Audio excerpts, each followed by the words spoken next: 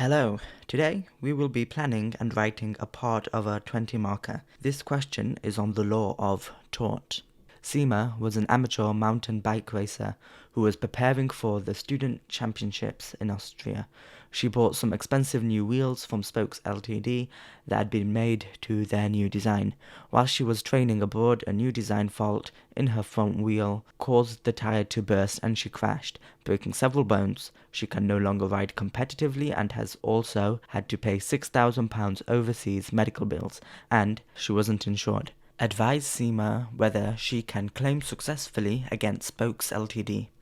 Most negligence questions will be structured in a similar fashion, so if you write a perfect answer to this, you could use it as a model answer to your negligence questions, and then writing an answer to these exam type questions will be really easy, as you already have a structured, planned answer. So, planning an answer. So, to plan the answer, we need to envision how our answer will be structured. So for negligence questions, what I like to do is structure it into 3 stages, because there are 3 stages of negligence. You've got duty of care, breach of duty, and then has the breach caused the damage. Now, if the question asks for remedies, then I'll also have a part for remedies. But in this scenario, it didn't ask for remedies. So, first it would be the duty of care. We'd first need to define duty of care. So we'd have the definition. And then we also need to use a case to define how we establish duty of care. And that would straight away be Robinson v. Chief Constable of West Yorkshire. We could also use the case Donahue to show that the manufacturer owes a duty of care to its consumers. Spokes owes a duty of care to Seema to ensure her design is free from defects. This would be the main idea we're trying to get across in the first paragraph. We need to establish that Spokes Ltd owes a duty of care towards Seema, because that's what she needs to have a successful claim against Spokes Ltd. So after we established duty of care, then we need to establish that Spokes Ltd breached the duty of care. So the breach of duty, what comes under the breach of duty is the standard of care. Always start off with the definition of the breach and then go on to what is the standard of care. So a case that also further defines the breach. So that would be Blythe v. Birmingham Waterworks. We could also use the case Bolam. Now this one establishes the professional standard. Then we also need to discuss risk factors, probability of harm. So we can use Bolton. Cost and practicality. This one was at Latimer. So that's the risk factors. Then it's asked, did the breach cause the damage? 2 tests. So that would be factual causation. In criminal law, it would be R.V. White. But in negligence, it's Barnett v. Chelsea Kensington HMC. I'm just going to write HMC, which is the but-for test. And then you also have legal causation, which asks any intervening act and remoteness of damages. Here, there was no intervening act. Then we look at the remoteness of damage.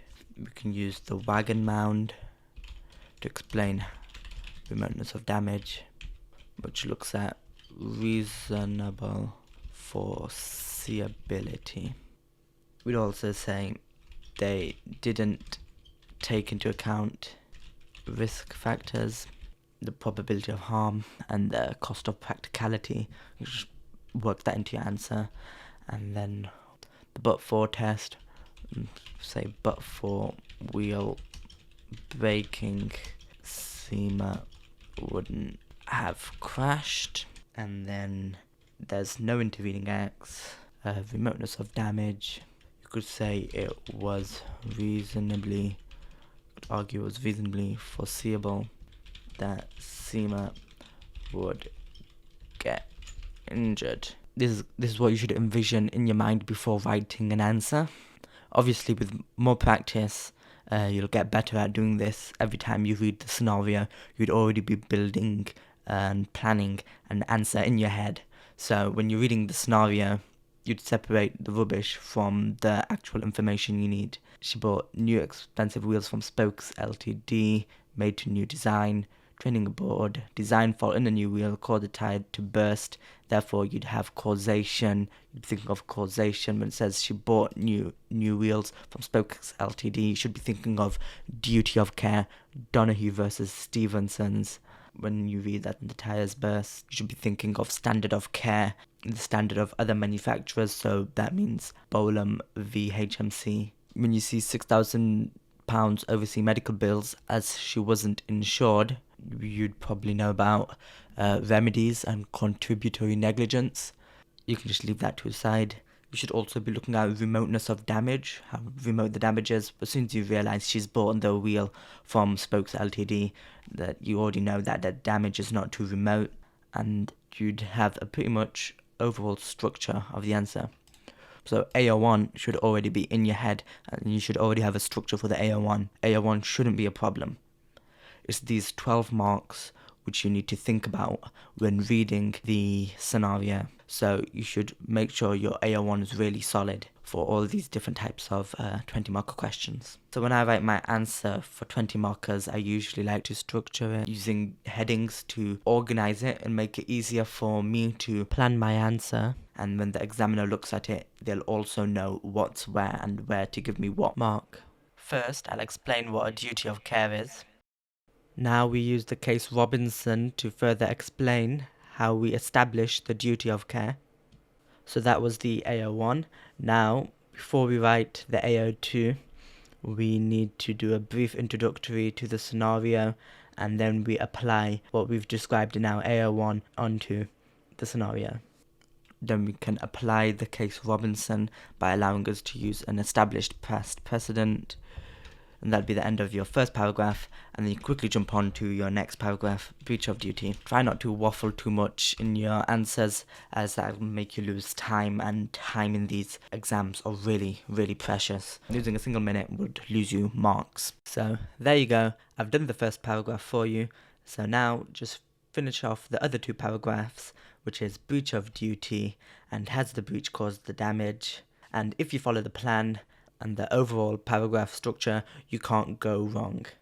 And in the next video, I'll analyze a completed answer for this question. So see you in the next video.